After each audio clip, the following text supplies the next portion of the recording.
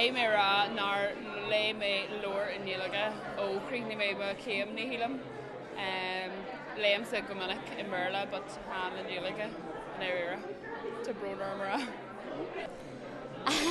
Brahan sé an leabhar chaimró rinne chéim is Ghaeilge olscoil ar an gala agus bhí orm léamh an tuirte leabhar ach chaimrá lá tá nuhan níl an tamagam agus bhrólam go bh dá bheas an tamagam ach níl. Ní léim mór an Ghaeilge ar chorbaí Ghaeilge novels nó cumérad urscéalta ní léim mór an so an théan rud a léhín trí Ghaeilge na beidir papar Ghaeilge nó irish couple cabbé irish a bhíon an.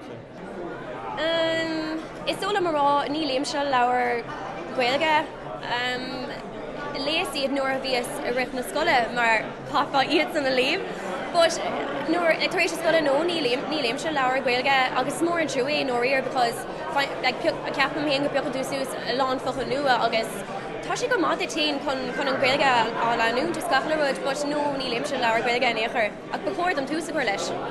Bíam sa léim leabhar Ghaeilge fi leathair tá ag staidir go fásta, so tá ag léimneart lear a bhainean sa leis an staidir tá dhéanamh agam sa fi leathair, so an céidir smóis buin chicken le cuasaíols gála fi leathair ach did muide sin carúir fiochan suas ar scéal nó go ach ní minic hálinn sin ó hosim ag staidir. Léim ríráid leabhar Ghaeilge, cheappa gur leabhar taide smú léim ní fear mór fiction ná filiíochta meach, is maidin leabhar taide leabhar staide leabhar betheisnéise agus leabhar teistil ní mór an leabhar teistil Ghaeilge tána. Is maidin saothar fíorasach ní fear mór fiction me.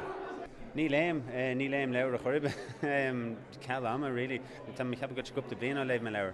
Agus chuintí sin nuair bhíonar me sin admhail chuintí intasarm léon ma bhean le ní stoppantí léamh bhín sin aclam san ihe sulla muchaid is solas I léamh agus nó ní bíim se scríbm chud ábhar hain ní samúil bantaí go sin leis ach tá sé blianta léim me leabhar I Ghaeilge nó Merla. Ní léim go leor as Ghaeilge le tá rint mai leorthaí agam as Ghaeilge nar léim mé le tamil fada. Agus bechordaí níor cheannaí mé leor as Ghaeilge le beidir sé bhíonas. Deir Ghaeilge Carolyn go bhfuil níos mó leorthaí Ghaeilge scríofaigh na Ghaeilgeirí ná mar aon na níl a leon na leorthaí agus creidim go bhfuil sé sin fér.